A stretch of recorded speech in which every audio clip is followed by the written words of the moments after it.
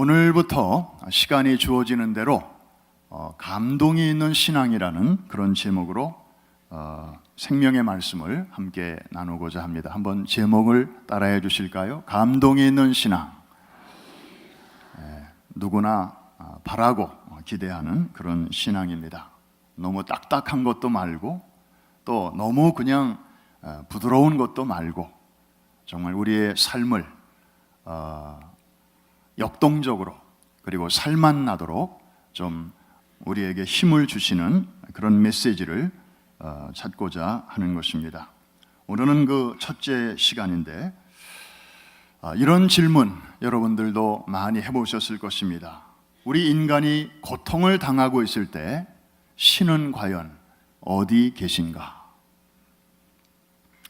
인류의 역사와 함께 가장 오래된 질문 중에 하나일 것입니다. 많은 사람들이 이 문제를 풀어보려고 애를 써왔습니다. 여러분들이 잘 아시는 불교의 만해 한용운님은 님의 침묵이라는 시에서 이렇게 노래하고 있습니다. 님은 같습니다. 사랑하는 나의 님은 같습니다. 그런가 하면 일본의 카톨릭 작가 엔도 슈샤쿠는 17세기 일본 기독교 선교 당시에 그 박해 상황을 소재로 해서 여러분들이 화면에 보시는 침묵이라는 그런 소설을 1966년도에 세상에 발표하게 됩니다. 이 소설은 일본에 선교를 하던 포르투갈의 한 존경받는 신부가 배교했다고 하는 충격적인 사실이 교황청에 알려지면서부터 시작이 됩니다. 일본 선교의 실패를 만회하기 위해서 몇 명의 신부들이 다시 일본 땅에 파견되는데 그 중에는 이 배교한 신부의 수제자인 로드리고 신부도 포함되어 있습니다. 우여곡절 끝에 일본에 도착한 이들 일행은 그 박해 속에서도 여전히 남아있는 그 신도들의 도움을 받아 이제 일본의 남쪽 지방에 정착을 하게 되면서 배교했다고 알려진 자기 스승 페레이라 신부의 행적을 수소문하게 되지만 아무도 아는 이가 없습니다. 그러다가 한 일본 청년의 밀고로 이제 이 새롭게 파견된 신부들마저 일본 관원들에게 체포되게 됩니다. 당시에는 에도 막부의 시대였는데 이들은 예수 믿는 사람들에게 정말 아주 잔인하고도 참혹한 방법으로 그 박해를 가했습니다. 이를테면 마을 사람들을 한 곳에 다 모아놓고 땅바닥에다가 예수의 그 성화를 이제 두고서는 거기에다가 침을 뱉고 맨발로 지나가라, 이런 그 요구를 하게 됩니다. 이 과정에서 살기 위해서 많은 사람들은 그렇게 했지만 진짜 그 마음속에 신앙을 갖고 있는 사람들은 그렇게 그 그림에까지 가까이 갔다가 결국에는 침을 뱉지도 못하고 발로 밟고 지나가지도 못하면서 죽음을 선택합니다. 그리고 또 어떤 신도들은 바닷가에 끌려나가서 갯벌에 기둥이 세워지고 거기에 한 명씩 묶이게 됩니다. 밀물이 서서히 들어오면서 이 신도는 물에 잠겨서 고통과 두려움 속에서 이제 죽어가는 것입니다. 또 어떤 신도들은 구덩이 속에 거꾸로 매달려서 피가 아래로 몰리면서 핏방울이 그 얼굴에 있는 콧구멍, 귓구멍으로 서서히 뚝뚝뚝뚝 떨어지면서 고통과 신음 속에서 이제 죽어가는 그런 고문도 당하게 됩니다. 그리고 컴컴한 감옥 벽에는 죽어가는 어느 신도가 쓴 것으로 보이는 라틴어로 된 글자 라우다테 데움, 하나님을 찬미하라, 이런 그 글을 써놓으면서 그들이 기도했던 흔적을 볼 수 있는데 문제는 이들이 이렇게 초성화를 밟고 지나가는 그 순간에도 하늘은 침묵하고 있었고, 그리고 구덩이 속에서 동물처럼 짐승처럼 신음하면서 죽어가고 있는 그 순간에도 신은 침묵하고 있었고, 그리고 바닷가 갯벌에서 세워진 기둥에 매달려서 밀려갔다가 다시 더 크게 밀려오는 그 바닷물 속에 온몸이 완전히 잠기게 될 때까지 하늘은 침묵하고 있었다는 사실을 이 작가는 이제 이 소설을 통해서 고발하고 싶었던 것입니다. 결국에 이 붙잡힌 신부도 어떻게 자기 스승이 이 땅에 와서 그렇게 배교할 수 있었을까? 정말 있을 수 없는 일이 일어났다, 그렇게 생각해 왔던 자신이었지만, 예수님이라면 이럴 때 어떻게 하셨을까? 예수님도 자기 사랑하는 양들을 살리기 위해서라면 배교하셨을 것이다, 이런 생각을 이제 하면서, 그리고 그런 말을 자기 제자에게 전해주는 그 배교한 스승의 말을 들으면서 결국에는 이 로드리고도 성화를 밟기로 결심하게 됩니다. 나머지 내용은 여러분들이 시간 나시면 한번 읽어보시면 좋을 것 같고, 사실 제가 대학생 때는 이 책을 어른들이 못 읽게 했습니다. 그때는 금서 목록이 좀 있었습니다. 읽으면 이 책의 사상이 조금 우리 영적 성장에 도움이 안 된다, 좀 이렇게 우려하시는 분들이 있어서 읽지 말라고 그러니까 더 읽고 싶어 하시대요. 그래서 기를 쓰고 읽었던 그런 기억이 납니다. 신의 침묵. 오늘 설교를 시작하면서 좀 이런 주제로 시작을 하는 것은 오늘 본문에 소개된 이야기 속에 잠깐이긴 하지만 바로 하나님의 침묵이 들어있기 때문입니다.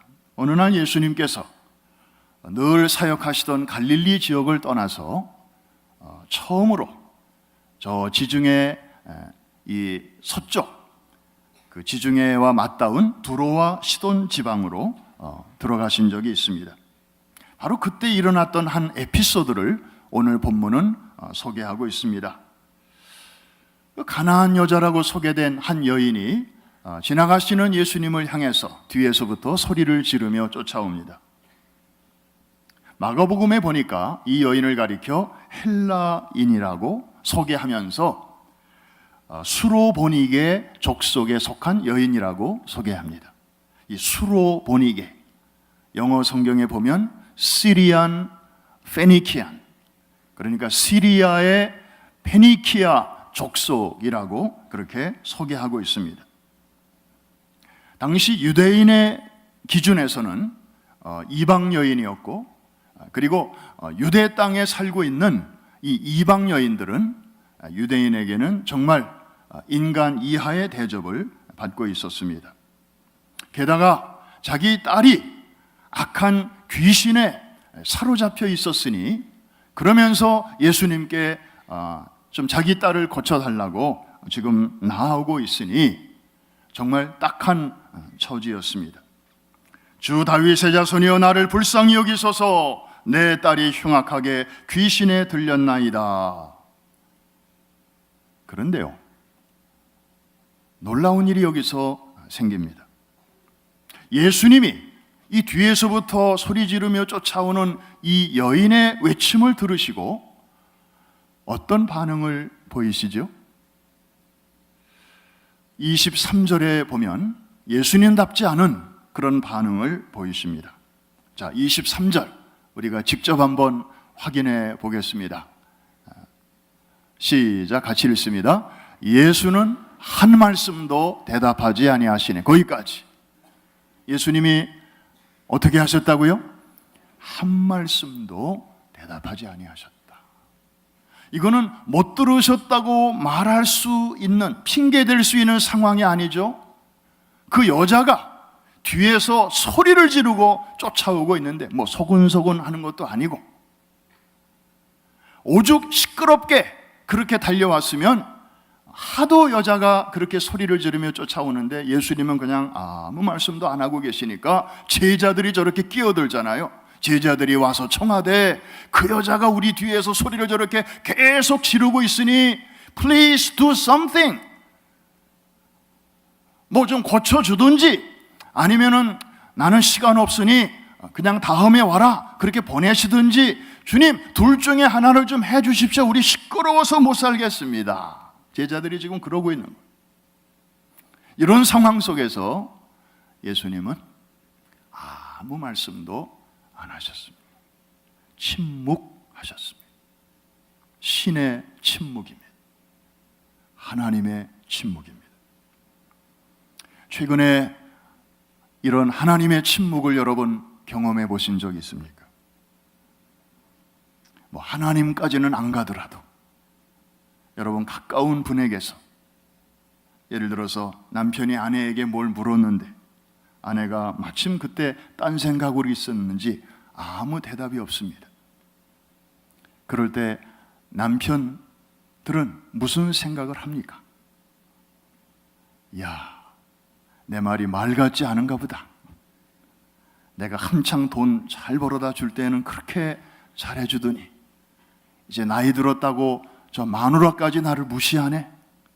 내 말이 말 같지도 않은가비요? 저 여자가 나와 결혼한 여자 맞아? 아마 많이 변했네. 이게 바로 나이 든다는 것인가 봐. 아마 속으로 별의별 생각을 할 것입니다. 사실 우리 여성들이 하이힐을 신고 길을 가다 보면 가끔 중심을 잃기가 쉽습니다. 그런데요, 제가 가만히 보니까 남산 같은 큰 태산에 걸려서 넘어지는 사람은 전 한 사람도 못 봤습니다. 다 요만한 돌 아니면 이렇게 파진 그 쏙 들어간 그런 곳에 이 힐이 껴가지고 넘어가지 이렇게 큰 문제 앞에서 넘어지는 사람 별로 없습니다. 이 여인은 예수님께 간절한 마음으로 찾아왔는데 그 여인이 첫 번째 통과해야 했던 문은 침묵의 문이었습니다. 여러분, 어떤 문제로 다급히 주님께 와서 새벽마다 그리고 저녁마다 부르짖어 기도하고 계시죠. 그런데 예수님이 아무런 대답이 없으셔요. Help me 하고 소리를 쳐봐도 주님께서 언제부터인지 아무런 말씀이 없으셔요. 혹시 그런 심정으로 오늘 이 자리에 나와 계신 분 안 계십니까? 바로 이 여인과 지금 같은 신발을 신고 있는 것입니다. 여러분, 그러나 낙심하지는 마십시오. 오늘 이 스토리는 비극으로 끝나지 않고 해피 엔딩으로 끝나고 있으니까요. 아마 우리 같았으면 예수님의 이런 대우를 받았다면, 그리고 전에 예수님을 만난 적이 있다면 모를까, 난생 처음 그냥 소문만 듣고 예수님 앞에 그래도 한 가닥 희망의 줄을 붙잡고 나왔는데 첫 번째 반응이 예수님이 이런 식으로 대한다면 아마 보통 사람 같으면 그 자리에서 뒤로 돌아 갓 했을 것입니다. 그러나 이 여인은 용케도 잘 참았습니다. 제자들이 하도 중간에서 딱 하니까 예수님께 예수님 좀 어떻게 좀 해보십시오 라고 이제 끼어들 때 예수님께서 두 번째로 하신 말씀이 있습니다. 그것이 바로 24절에 있는 말씀인데 우리 같이 한번 볼까요? 예수께서 대답하여 이르시되 나는 이스라엘 집에 잃어버린 양 외에는 다른 데로 보내심을 받지 아니하였노라 하시니. 한 가지 질문합니다. 이 대답은 예수께서 대답하셨다 그랬는데 이 대답은 누구를 향하여 하신 말씀일까요? 1번 그 여인, 2번 제자들. 얼핏 보면 그 여인에게 향하여 하신 말씀처럼 보입니다마는 앞의 문맥을 참고하면 제자들의 그 말에 대해서 예수님이 저렇게 대답하신 거로 보아 1차적으로는 제자들에게 하신 말씀입니다. 나는 이스라엘 집에 잃어버린 양 외에는, 즉 유대인들 외에는 이방인들에게는 내가 보내심을 받지 아니하였다. 물론 예수님의 본심은 아니시죠. 예수님은 유대인들만을 위하여 오신 분이 아니시죠. 세상 죄를 지고 가는 하나님의 어린 양으로 오신, 만인의 구원을 위하여 오신 하나님이 보내신 하나님의 양인 줄로 믿으시죠? 그런데 예수님이 말씀으로는 저렇게 하시는 거로 보아 뭔가 좀 사람들의 마음을 떠보시는 것 같습니다. 그리고 저 말을 그 여인이 들었는지 안 들었는지 사실 성경은 분명하게 말하고 있지 않지만 이럴 때는 앞뒤의 문맥으로 봐서 판단할 수밖에 없습니다. 자, 이 말이 끝나자마자 여인이 뭐라고 말을 합니까? 25절에 보니까 여자가 예수께 절하며 가로되, 예수님이 나를 쫓아내시면 어떡하나 하는 조바심에서 그 앞에 달려와서 절하며 하는 말이, 주여 저를 도우소서.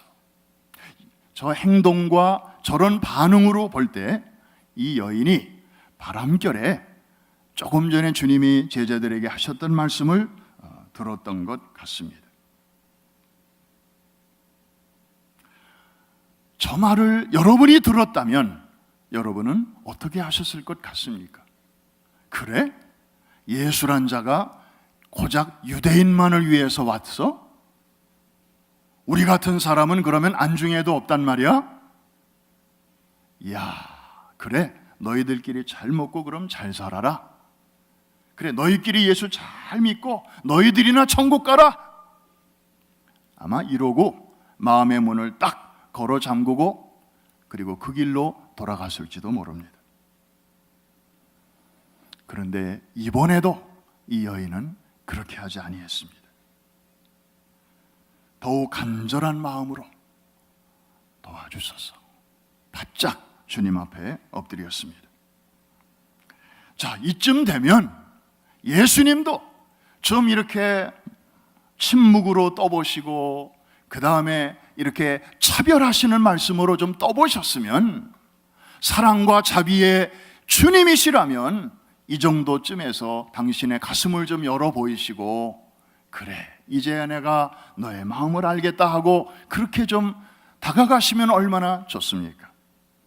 예수님도 대단하십니다. 그 다음에 하시는 말씀이 26절입니다.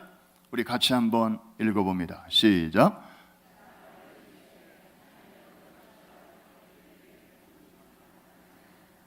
조금 전보다 더 심한 말씀을 하셔요. 조금 전에는요, 사람을 동물로 비유를 하시되 양의 비유를 하셨어요. 유대인들을 가리켜 양이라고 비유하셨어요. 그런데 지금 와서는 또 다른 동물을 끌어들이는데 이제는 개를 끌어들이셔요. 근데 이 개는 이방인을 가리키는 표현입니다. 자녀는 유대인이라면 개는 이방인을 말하는 거예요. 저 개들 그랬는데 저거는 이방인 어미와 이방인 딸을 가리키는 표현이에요. 자녀의 떡을 취하여 개들에게 던지는 것이 마땅하지 아니하다. 여러분, 이 동양이나 서양이나 이 사람들을 모욕하고 욕할 때 제일 많이 쓰는 이 동물이 바로 이 개 아닙니까? 참 이상해요. 이게 성경에서 따온 것 같아요, 아무래도. 그래서 하여튼 개와 관련된 욕이 어느 민족마다 많이 있습니다. 찬바람이 쉥쉥 부는 말씀입니다. 여러분, 저나 여러분이나 지금 이 여인의 신발을 신고 지금 이 상황에 있다면 여러분 어떻게 하시겠습니까? 아니, 사람이 내 인사 한 번 안 받았다고, 내 눈길에 눈 한 번 마주치지 않았다고 우리 얼마나 자주 좀 삐집니까? 악수하면서 손은 나하고 악수하면서 눈길은 내 옆 사람에게 줬다고 얼마나 우리 섭섭할 때 많습니까? 그런데 이제는 그런 차원이 아니고 정말 면전에서 You are 개,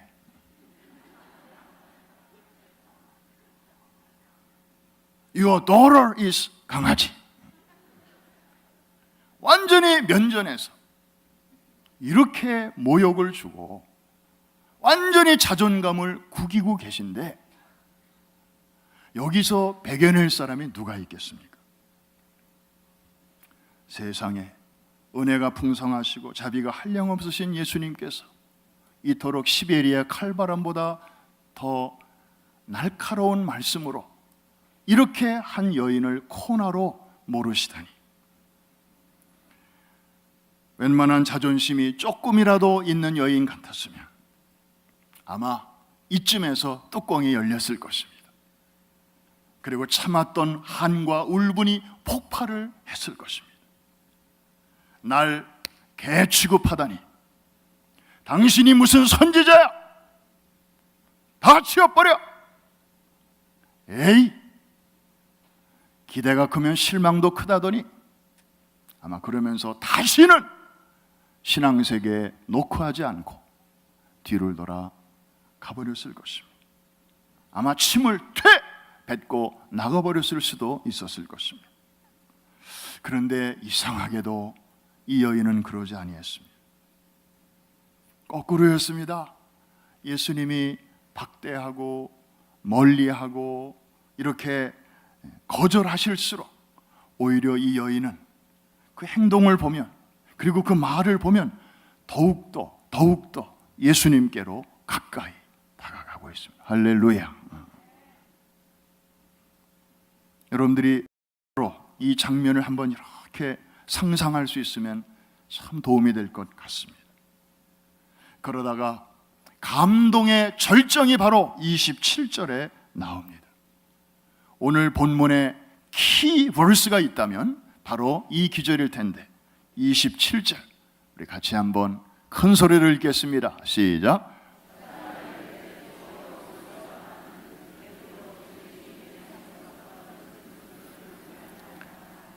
Yes, Lord. 주님의 하시는 말에 토를 달지 않습니다. 기분 나빠야 하지 않습니다. 인정합니다. 긍정합니다. 받아들입니다. 그러면서 그걸 부정하는 얘기가 아니고 그걸 그대로 받아들이면서 그 다음 내용을 보십시오. 심지어 개들도 그 주인의 상에서 떨어지는 부스러기, 그걸 먹지 않습니까? 이미 이 여자에게는 자존심은 없었습니다. 그러면서 주님의 상으로부터 떨어지는 부스러기 은혜만이라도 줬사오니 그것을 지금 구하고 있습니다. 예수님은 바로 이 대목에서 뻥 터지신 것 같습니다. 예수님도 더 이상 이제 이 여인을 떠보실 의미를 잃어버리신 것 같습니다. 28절, 이에 예수께서 대답하여 이르시되 여자여, 내 믿음이 크도다. 내 소원대로 되리라 하시니 그때로부터 그의 딸이 나오니라. 문제가 아름답게 해결이 되었습니다. 사랑하는 성도 여러분, 잘 알려진 이 이야기, 그 중심에 감동이 흐르고 있습니다. 주님이 감동을 받으셨습니다. 여러분, 유대인을 통해서 받으신 감동이 아닙니다. 이방 여인을 통하여 받으신 감동입니다. 그 유명한 예루살렘이나 갈릴리에서 받으신 감동이 아닙니다. 두로와 시돈 땅입니다. 여러분, 두로와 시돈 그러면 또 연상되는 여인이 하나 있습니다. 북이스라엘의 아합 왕의 그 부인으로 시집온 이세벨이죠. 이세벨의 고향입니다. 얼마나 그 도시는 우상을 숭배했으면 시집 올 때 혼수로 바알신과 아세라신을 섬기는 그 우상의 모든 소품들과 그리고 그 선지자 제사장들까지 다 시집 올 때 갖고 왔으니까요. 그야말로 조상 대대로 우상을 섬기는 그 땅의 여인인데 어떻게 이런 믿음을 가지고 주님 앞에 나올 수 있었는가? 아마 주님은 전혀 기대하지도 않으셨는데 그런 가운데서 이런 믿음의 반응을 보시니까 주님이 깜짝 놀라셨던 것입니다. 여러분, 한두 가지 우리가 생각해 봐야 할 점이 있습니다. 하나는 부스러기라는 단어입니다. 한번 따라해 주실까요? 부스러기. 사실 오늘의 이 기적은 이 부스러기를 통하여 임하게 되었습니다.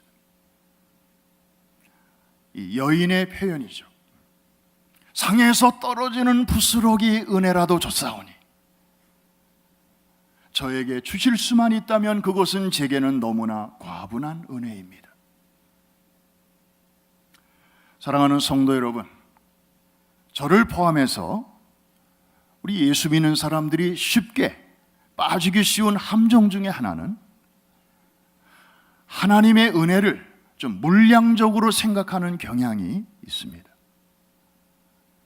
큰 은혜, 더 큰 은혜, 더 한량없는 은혜, 우리가 이렇게 이런 은혜를 사모하고 추구하고 지난번보다는 더 짜릿한 그런 은혜를 추구하고 그 속에 살고 그러면서 그 다음 은혜를 또 사모하고 이러다 보니까 어느 때부터인가 작은 부스러기 은혜에 대해서는 놓치는 경향이 있습니다. 전에는 그것 가지고도 감격했는데 이제는 그런 은혜 따위는 눈에 들어오지도 않고 뭔가 거창하고 그리고 광대하고 그리고 큰 것, 거기에 우리의 마음과 시선을 빼앗기고 있지는 않은지. 오병이어의 기적의 현장에서 기적이 일어났고 사람들의 필요가 채워졌고 아주 잘 끝났습니다. 그리고 사람들은 다 돌아갔습니다. 문제는 해결됐으니까요. 그런데 주님이 그 기사의 맨 마지막에 하신 말씀은 무엇입니까? 부스러기를 다 주어라. 사람들은 거들떠보지도 않는 것이었습니다. 제자들조차도 그냥 아무 생각이 없었습니다. 주님께서는 부스러기 다 주어라. 무슨 말씀입니까? 사람의 눈으로 볼 때는 부스러기였지만 그 부스러기도 하나님의 은총에 엄연한 한 부분이었다는 사실을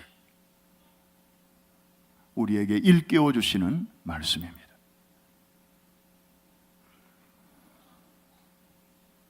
구약의 농사법을 봐도 추수날에 다 베지 말고 논과 밭의 한 귀퉁이는 그냥 남겨놓으라고 하나님은 명령하셨습니다. 그리고 이삭을 베다가 땅에 떨어지는 것은 줍지 말라고 또 말씀하셨습니다. 누군가를 위한 배려이십니다. 필요한 다른 사람들에게 줄 수 있도록 그 마을에 가난한 거지라든지 나그네들이 와서 그 필요를 채울 수 있도록 하시는 하나님의 배려였습니다. 하나님의 기적은 의외로 이렇게 작은 곳에서부터 시작되는 것을 믿으시기를 바랍니다. 오늘 이 눈을 여러분에게 뜨이게 도와주시기를 주의 이름으로 축원합니다. 이런 것이 다시 눈에 크게 보일 수 있도록 하나님께서 우리의 눈을 열어주시기를 축원합니다. 바로 거기에서부터 하나님의 놀라운 일은 시작이 됩니다. 그리고 하나님의 감동은 바로 그 부분에서부터 일어나는 것입니다. 이 여인은 한계 상황을 뛰어넘는 그런 믿음을 소유하고 있었습니다. 그 비결은 예수님 그 한 분에게로 집중했다고 하는 사실입니다. 여러분, 복음서 다른 곳에 보면은 유대 여인 중에 혈루증을 앓고 있던 한 여인이 지나가는 예수님께 다가와서 차마 뭐라고 얘기는 못하고 창피해서 그냥 예수님의 옷자락을 이렇게 잡은 적이 있었습니다. 그 그림이 요 라비에 나가면 거기에 벽에 큰 그림이 하나 붙어 있는데 바로 그 장면을 그린 것입니다. 그런데 오늘 이 주인공, 이 여인은 이방 여인으로서 주님의 옷자락을 붙드는 것이 아니고 주님의 옷자락을 터치하는 것이 아니고 이 여인은 주님의 마음을 터치했습니다. 주님을 감동시켰습니다. 말씀을 정리합니다. 이 해피엔딩으로 끝난 이 이야기, 물론 시작은 아주 비참하게 시작을 했죠. 자, 그 결승점까지 도달하기 위해서 이 여인은 세 개의 문을 통과해야만 했습니다. 오늘 이 문을 여러분도 잘 통과할 수 있기를 바라면서, 첫 번째 문은 무슨 문이었습니까? 아무 말씀도 하지 않는 침묵의 문이었습니다. 주님, 지금 어디 계신 것입니까? 우리는 정말 이런 질문을 할 때가 참 많이 있습니다. September 11 때 바로 우리 옆에서 저 거대한 건물들이 하나씩 쓰러져 갈 때 저도 4층 창문으로 봤습니다. 얼마 전까지만 해도 있던 건물이 검은 연기와 함께 우리의 시야에서 사라질 때 많은 뉴요커들은 자기도 모르게 속에서 외쳤습니다. 하나님, 오 하나님, 지금 이 순간에 어디 계신 것입니까? 우리가 매일같이 보는 뉴스를 통해서 세월호가 물에 잠길 때 그 아까운 시간을 허비하고 그 아까운 생명들을 간직한 채 바닥에 가라앉는 그 골든타임이 다 지나도록 정말 하나님은 어디에 계셨습니까? 아이가 놀다가 다치기도 하고 사랑하는 가족이 건강했는데 갑자기 병원에 가보니까 암이라고 하고, 이런 예상치 않은 상황이 우리에게 다가올 때 우리는 속에서부터 병실에서 묻습니다. 오 하나님, 이렇게 되도록 하나님은 어디 계셨습니까? 자연스러운 것이죠. 그러나 이 여인은 그 단계에서 조금 더 앞으로 나아갑니다. 주님께 더 바짝 엎드려졌습니다. 그냥 모든 책임을 하나님께 전가하는 그런 그 일방적인 어프로치가 아니었습니다. 왜 내 딸이 이렇게 하나밖에 없는 외동딸에게 이런 일이 일어났습니까? 왜 이렇게 됐습니까? 왜 세상이 이렇습니까? 이렇게 한탄하지 않았습니다. 주님께로 바짝 다가와 엎드렸습니다. 침묵의 문을 통과했고요. 그 다음에 차별의 문을 통과했습니다. 유대인을 양으로, 그러면서 나는 양 외에는 다른 것에는 관심이 없어, 이렇게 선을 딱 그으실 때도 이 여인은 그것도 넘어갔습니다. 우리가 미국에 살면서 사실 차별을 많이 받습니다.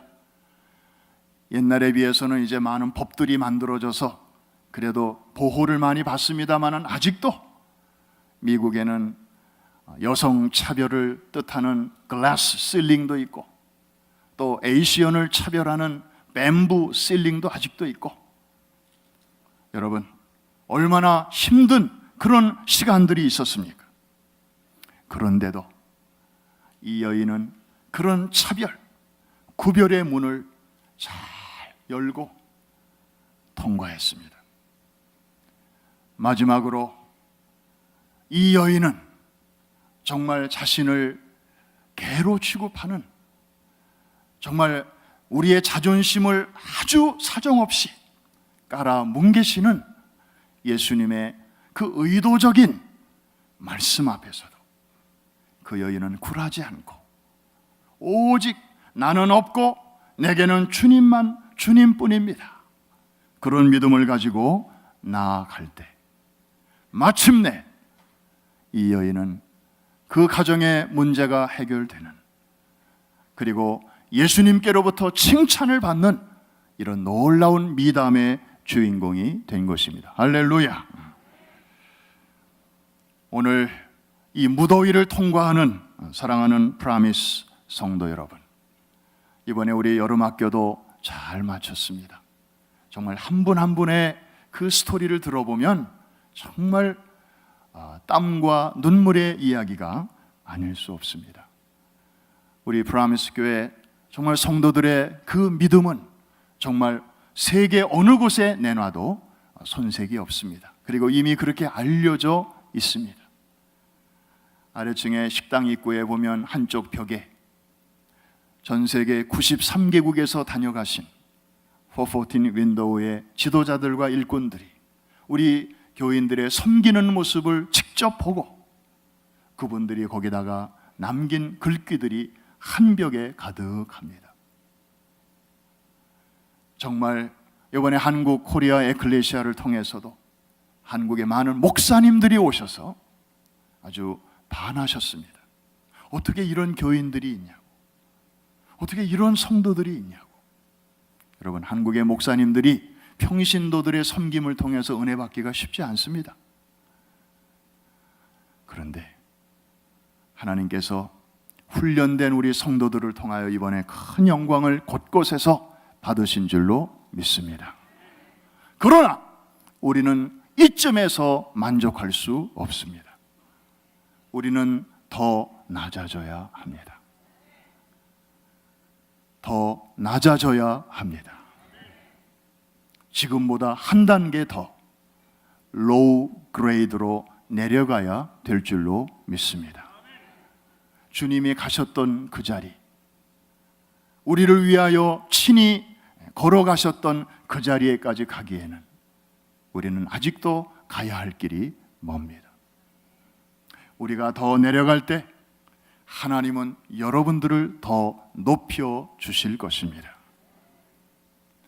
하나님을 감동시키는 그런 신앙생활, 여러분의 삶 가운데서 다시 불릴듯이 일어나게 되기를 주의 이름으로 축원합니다. 그럴 때 정말 주님께서 웃으시면서 내가 너희의 하나님이라 일컬음 받기를 내가 부끄러워하지 아니하노라, 여러분들을 더 귀한 그릇으로 쓰시고, 그리고 세계 각처로 여러분들을 보내시고, 그리고 많은 사람들 앞에 여러분의 신앙의 스토리를 곳곳에 다 알리시면서 하나님의 시청각 교보제로 우리 교회와 성도들을 더욱더 저 성전 돌같이 기나게 사용해 주실 줄로 믿습니다. 오늘 이 결단이 여러분 모두에게 있기를 주의 이름으로 축원합니다. 축복합니다. 다 눈을 감으시고 우리 같이 한번 기도합니다.